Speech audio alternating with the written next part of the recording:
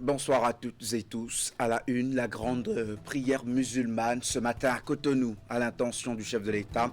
Que le Tout-Puissant veille sur Patrice Talon et le Bénin pour la paix dans toutes les contrées, vœux des fidèles de cette communauté réunis à la mosquée de Zongo ce jeudi, après la journée mouvementée de dimanche dernier. La condamnation totale du plus grand parti de l'opposition a intervenu hier à la faveur d'une sortie médiatique. Les démocrates tiennent au label démocratique béninois et à toutes ses vertus pour la stabilité politique. Le parti de Boni Yayi invite aussi au dialogue politique franc à la suite de ces événements. Rendez-vous du droit et de la tech à Cotonou, enjeu de la propriété intellectuelle et de la protection des données à l'ère des technologies émergentes y sont évoqués. L'Agence des systèmes d'information et du numérique est à l'organisation avec des acteurs multidisciplinaires. À Cotonou, de nombreux fidèles musulmans prient pour l'unité nationale autour du chef de l'État. La séance de prière s'est tenue ce matin à la grande mosquée centrale de Zongo. La communauté musulmane de la métropole formule ainsi ses demandes de protection et de paix à Allah le miséricordieux à l'endroit du chef de l'État qui a été éprouvé le week-end écoulé par un violent mouvement de renversement de son pouvoir. Reportage. Ici, à la mosquée centrale de Zongo, l'heure est à l'unité autour de la personne du président Talon. Après le coup d'État manqué de dimanche, la communauté musulmane rend grâce à Allah. Aux côtés des fidèles, une délégation de responsables politiques avec à sa tête Malik Komina et Seydou Adambi. Pour ceux qui ont suivi le président de la République dimanche, il a dit que ce pays a une âme. C'est ça qui a empêché au pire d'arriver. Et donc nous avons voulu, au niveau de notre communauté musulmane, dire merci à Allah pour avoir protégé le pays du pire. Voilà pourquoi nous sommes venus rendre grâce à Allah pour dire merci à Allah d'avoir protégé le Bénin, les Béninois, notre président, la République, les institutions. Nous sommes venus dire merci à Dieu et qu'il continue de veiller sur le Bénin pour que des tentatives comme ça n'aient même pas lieu avant qu'on ne souhaite que ça échoue. Et que notre pays à jamais soit protégé et plus jamais de tentatives de coup d'État dans notre pays. Que Dieu protège le chef de l'État, son Excellence le président Patrice Talon, qui continue de lui donner sa sérénité afin de bien gouverner le pays, notre Bénin. Grâce à Allah, grâce au Seigneur, il a pu protéger le Bénin. Nous sommes venus le louer, le remercier. Parce que dans notre religion, on dit, si Allah fait pour toi et que tu le remercies, il continue encore pas bénir davantage. C'est la raison de notre rencontre ici avec les responsables religieux pour prier le Seigneur pour notre pays, pour le président, pour nos institutions et pour toute la nation béninoise qui continue par nous protéger et que le développement qu'on a amorcé, qu'ils assistent le gouvernement et le chef de l'État dans la dynamique, que la dynamique continue. Je vous remercie, qu'Allah exauce nos prières. Cette démarche symbolique de la communauté musulmane traduit la volonté de rassembler les fils et filles d'une nation qui a une fois encore prouvé au monde sa maturité en tant que pays démocratique.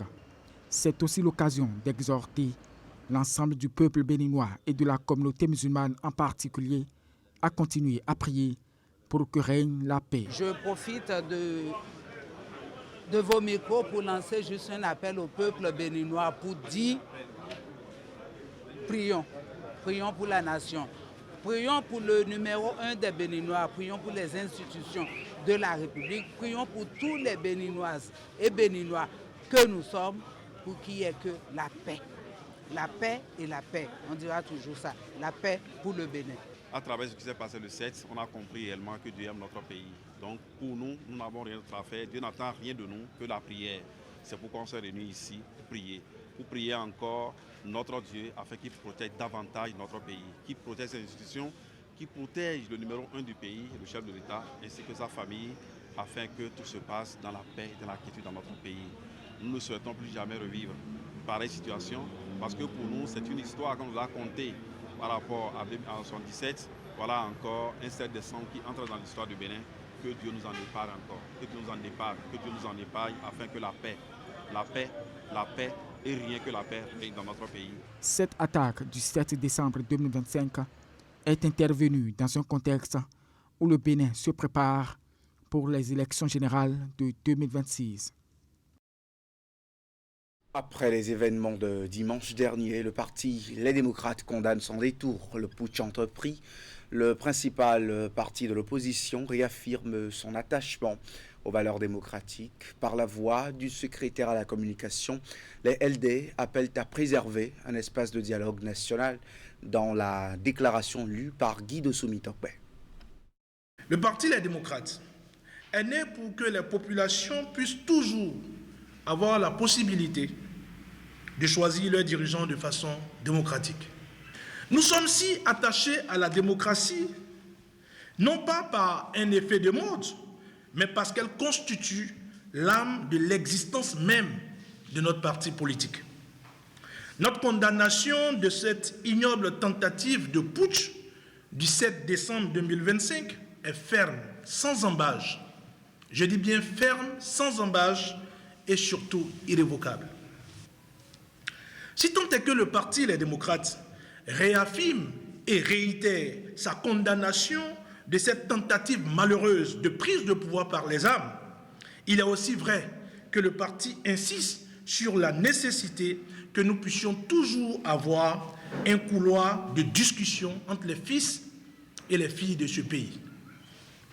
Cette tentative de putsch, rapidement maîtrisée par les forces de défense et de sécurité, que nous saluons au passage, n'a pas manqué malheureusement d'endeuiller le pays. C'est le lieu pour nous d'exprimer à nouveau nos sincères condoléances aux familles atteintes et éplorées. Le parti Les Démocrates le clame haut et fort, plus jamais ça. Plus jamais de tentative de prise de pouvoir dans notre pays par les armes. Plus jamais de tentative de coup d'État ou de putsch dans notre pays. Au niveau du Parti Les Démocrates, c'est clair et nous insistons là-dessus. Le Parti Les Démocrates reste fidèle à sa ligne de départ et à ses convictions de départ qui n'ont pas changé. Les armes de la République doivent protéger les enfants de la République. Les armes de la République n'ont pas été achetées pour se retourner contre les fils et les filles de ce pays. Touida soutient Patrice Talon. Les parents du chef de l'État, comme ils se définissent, sont de cœur avec lui après l'épreuve du coup de force manqué de dimanche. Toutes les couches sociales de la commune d'origine de Patrice Talon ont démontré leur indignation à travers une procession suivie de déclarations diverses cette semaine même à l'hôtel de ville. Le déroulé de cette manifestation soutenue par des cadres et autorités des communes voisines dans ce reportage. Indignées plus que jamais, les forces vives de la ville historique de Ouidah disent non au coup d'État au Bénin. Elles prennent départ du fort français pour manifester toute leur réprobation à la suite des événements malheureux qui ont fait retenir le souffle à Cotonou dimanche. La procession arpente plusieurs artères pour échouer à l'hôtel de ville. En louant la bravoure de Patrice Talon et le courage des forces armées, artisans, cadres, têtes couronnées, religieux, associations de développement, acteurs politiques, autorités administratives, bref, tout Ouidah condamne d'une seule voix le putsch entrepris. Les corps socio-professionnels de Ouidah expriment leur soutien total et indéfectible au chef de l'État, son Excellence, M. Patrice Talon.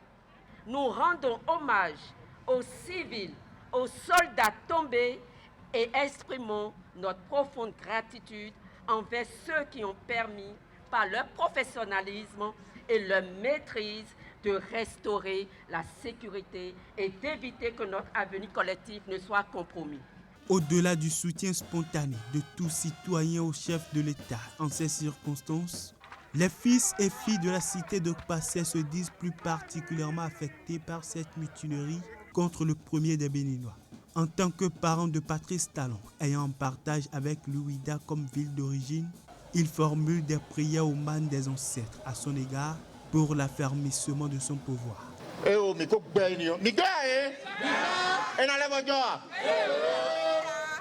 Ils ont osé franchir le Rubicon. Merci pour avoir compris que notre pays doit être un pays de paix, un pays de prospérité, un pays qui se développe dans l'harmonie, la solidarité, la fraternité de ces enfants du nord au sud et de l'est à l'ouest. C'est pour cela que vous êtes levés comme un seul homme pour venir dire non, plus jamais de coup d'État dans notre pays. Nous devons fêter une grande victoire pour la nation et nous devons être aujourd'hui plus ensemble que jamais. Ensemble, d'abord pour travailler pour le développement de notre nation. Le soutien de la ville de Ouidah au chef de l'État n'est pas près de faiblir. Les forces vives promettent de toujours rester à ses côtés en étant de cœur avec lui.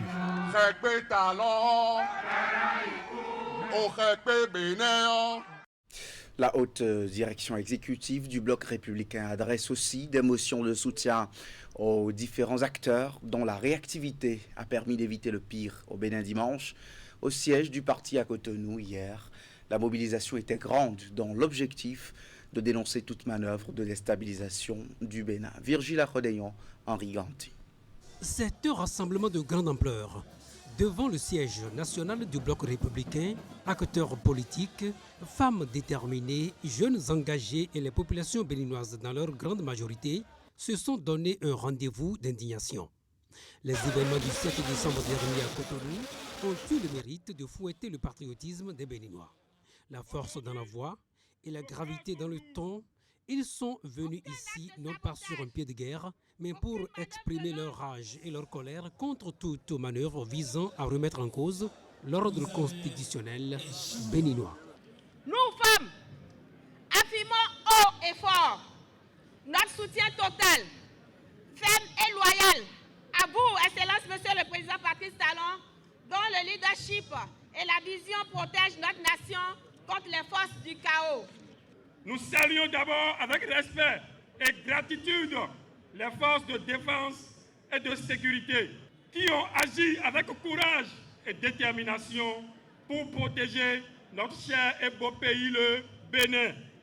Les initiateurs de cette grande mobilisation, majoritairement du bloc républicain, ont reçu le soutien de l'Union progressiste Le Renouveau. Face à la gravité de la situation, les responsables de l'UPR ont tenu à la place Bulgarie il y a 3 jours une manifestation pareille au cours de laquelle ils ont exprimé l'urgence de hisser le Bénin au-dessus de toute autre considération. Parce que le seul bien que nous avons en commun, c'est ce pays, c'est le Bénin.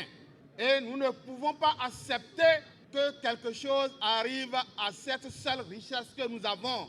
Je veux dire un immense merci pour le soutien que vous exprimez tous à nos forces de défense et de sécurité. Mais aujourd'hui, les vrais gardiens de notre République, c'est aussi chacun et chacune d'entre vous ici présents. Votre présence, vos voix, vos discours sont vos armes, sont nos armes à nous tous. Votre message pour le président Patrice Talon est clair. Je le lui transmettrai fidèlement. Je le dis aujourd'hui avec force. L'avenir du Bénin ne se négocie pas dans les coups de force. Il se bâtit dans la paix, dans l'unité et dans le respect de nos lois. La paix, la cohésion sociale et la stabilité politique, caractéristiques essentielles de la démocratie béninoise, ne sont pas à négocier selon les manifestants, plus que jamais vent debout contre toutes sortes de prises de pouvoir par les armes. En marge des déclarations officielles, certains acteurs politiques sont revenus sur la nécessité de travailler à conjurer à jamais de tels actes au Bénin. Parmi eux, le député Malik Gominan et bien d'autres que je vous invite à suivre. Au-delà du bloc républicain, le message que le peuple béninois voulait passer, c'est que la prise du pouvoir par la force ne doit plus jamais avoir cours dans notre pays. Nous nous sommes levés pour dire non. Que le seul moyen de dévotion du pouvoir politique au Bénin, ce sont les élections. Et donc par rapport à cela, nous avons tenu à dire que nous condamnons avec fermeté l'attaque contre la démocratie béninoise, l'attaque contre la République du Bénin, l'attaque contre le président de la République que le Bénin s'est librement donné, l'attaque contre les institutions de la République pour dire que jamais nous ne pouvons accepter cet état de choses dans notre pays. C'est pourquoi nous nous sommes levés pour dire non. Non à jamais non. Ce n'est pas la meilleure façon de régler les problèmes. Et quels que soient les problèmes, ce n'est que par le dialogue qu'on les a toujours résolus dans notre pays depuis février 1990. Et cette voie ne doit pas s'arrêter. Nous sommes nés dans la liberté et nous souhaitons que nos enfants grandissent dans la liberté. On est ici aujourd'hui pour dire oui à la paix dans notre pays, pour dire non à toute tentative de coup d'État. Parce qu'on sait quand est-ce que ça commence, on ne sait pas quand est-ce que ça finit. Nous avons vécu une journée du dimanche 7 décembre, une journée de psychose. Une psychose, n'importe qui vous le dirait.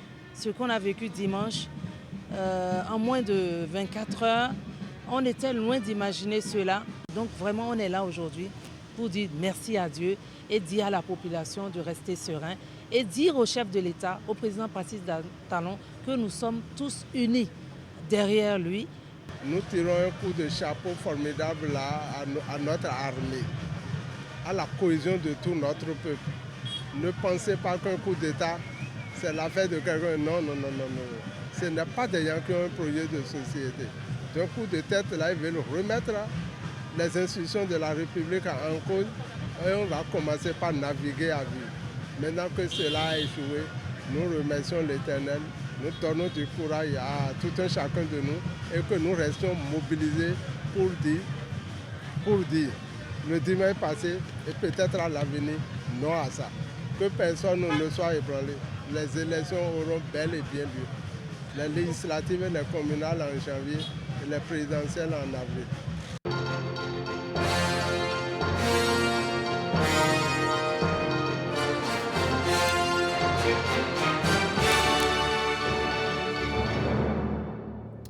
Les organes de presse devant prendre part à la campagne médiatique des élections législatives et communales de janvier prochain sont connus. La Haute Autorité de l'Audiovisuel et de la Communication a dévoilé hier la liste de sélection. La HAC a également publié sa résolution portant réglementation de cette campagne électorale. La lecture de ces deux actes a été faite lors d'une rencontre avec les représentants des partis politiques en course qui, eux, ont procédé à l'occasion à la signature d'une charte de conduite. Hugues Vinigbe, Simon Rolonou pour les détails. C'est une étape clé du processus électoral en cours. La HAC sélectionne les médias habilités à assurer la couverture médiatique des activités entrant dans le cadre des législatives et communales du 11 janvier 2026. Au total, 50 radiodiffusions sonores, 4 chaînes de télévision conventionnelles, 50 quotidiens et 30 médias numériques disposent de la carte blanche de l'institution. Aussi, Édouard Locaux et son équipe fixent-ils les normes applicables aux formations politiques et aux organes de presse relativement aux dites élections. Par le premier rapporteur de l'institution, cette dernière décision affiche une brochette d'innovation. Cette fois-ci, nous avons choisi des thématiques, puisque ce n'est pas les individus qui comptent, c'est les partis. Même quand on veut être député, c'est le parti. Le parti, vous avez dans chaque domaine de la vie, vous avez les lois existent, mais peut-être que vous avez la possibilité ou bien vous avez l'ambition, parce que quand on va aux élections, c'est pour que les choses s'améliorent. Donc, qu'est-ce que vous pensez faire dans le domaine de l'éducation pour que les choses s'améliorent? Il y aura aussi 2 débats. Pour les municipales, par exemple, nous n'avons pas peur, nous allons demander à chaque parti ce qu'il pense des réformes. Les thématiques, les modalités d'enregistrement des différents messages des partis politiques, ainsi que celles afférentes au débat, sont présentées par l'un des conseillers de l'institution. Le premier enregistrement aura lieu le vendredi 19 décembre dans les locaux de la SRTB. Chaque parti aura 1h30 d'occupation de studio pour pouvoir enregistrer ces 5 minutes par émission. Cette cérémonie, qui est une tradition, s'est poursuivie par le tirage au sort de l'ordre de passage des forces politiques à la télévision nationale, tant pour les législatives que les communales. Un exercice suivi de la signature de la charte de conduite des partis politiques, dont le contenu est préalablement énoncé. Conformément au calendrier établi par la Sénat, la campagne électorale pour les législatives et communales de janvier 2026 démarre le 27 décembre 2025.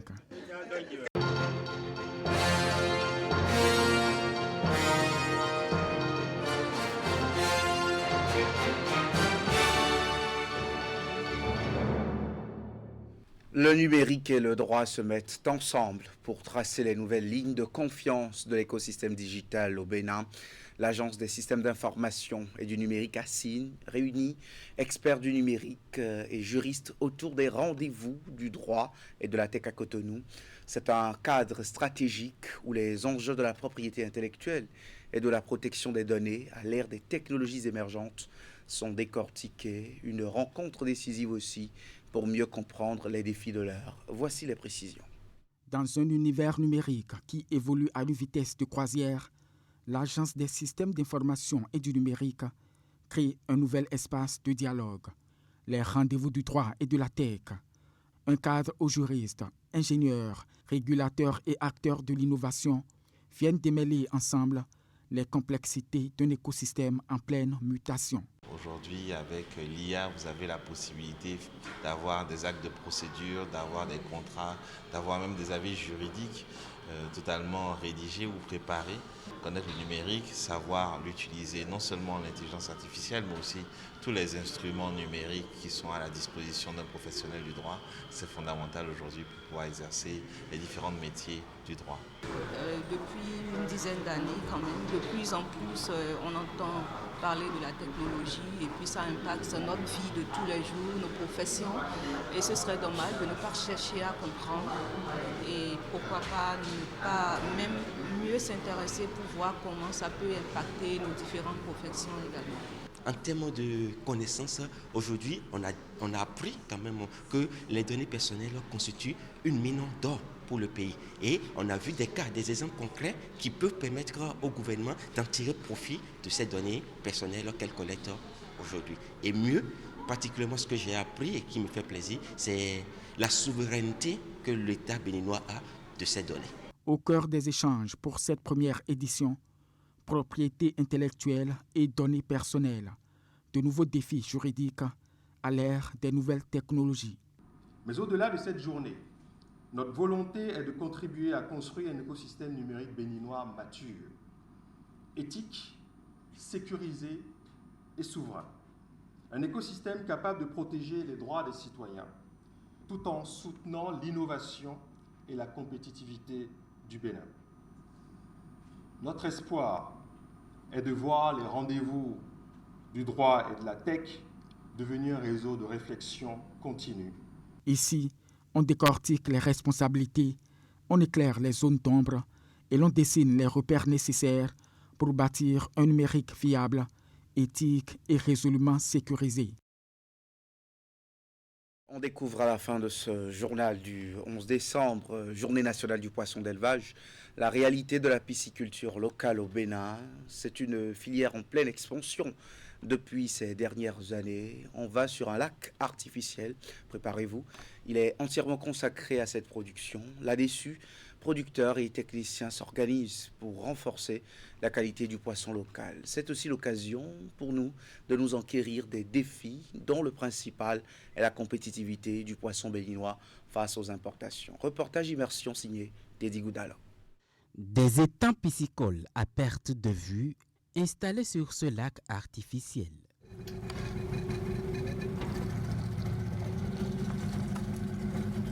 Ici, c'est un lac artificiel parce qu'ils ont créé ça. C'est un bas-fond, ils ont dragué le sable. Donc, on a jugé, bon, pourquoi laisser l'eau ici seulement? Donc, nous, on a besoin de l'eau. Sur ces eaux calmes, des cages flottantes de différentes tailles abritent un élevage intensif de poissons. Il y a différentes cages. Nous avons les cages 5 sur 5 carrés. Nous avons des cages hexagonales. Et aussi, nous avons des cages circulaires. Et ici, nous élevons 2 espèces de poissons, du tilapia et du pengasis, destinés à la consommation locale. Dans cette cage de 75 mètres cubes, profonde de 3 mètres, vivent près de 1500 tilapias.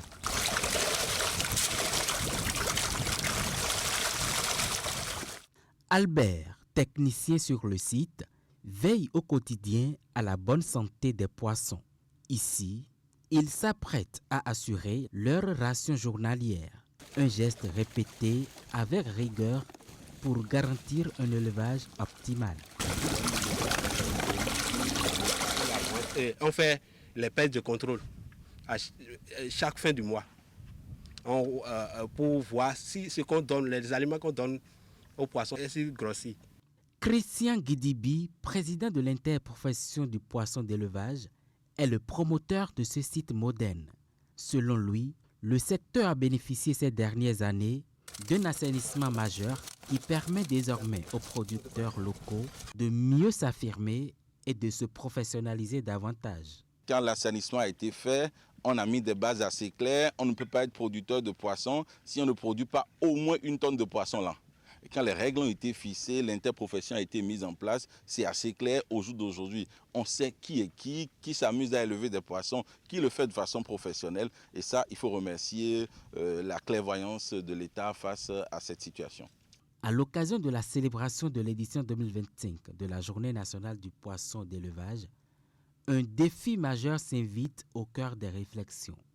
Rendre le poisson local plus compétitif face aux produits importés. C'est vrai, nos prix sont plus élevés, le consommateur l'accepte tel, mais on a envie d'atteindre plus de consommateurs. On a envie que nos produits soient accessibles même aux Béninois le plus modeste. Et donc, on travaille particulièrement à voir les facteurs sur lesquels on pourrait travailler pour que le coût de revient du poisson d'élevage soit beaucoup plus abordable pour le consommateur.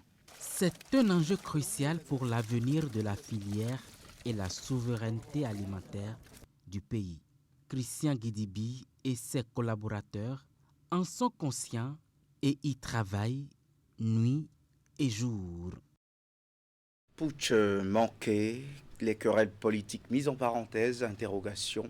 C'est le thème du débat tout à l'heure à 20h de l'Info Continue. Merci de nous rester fidèles.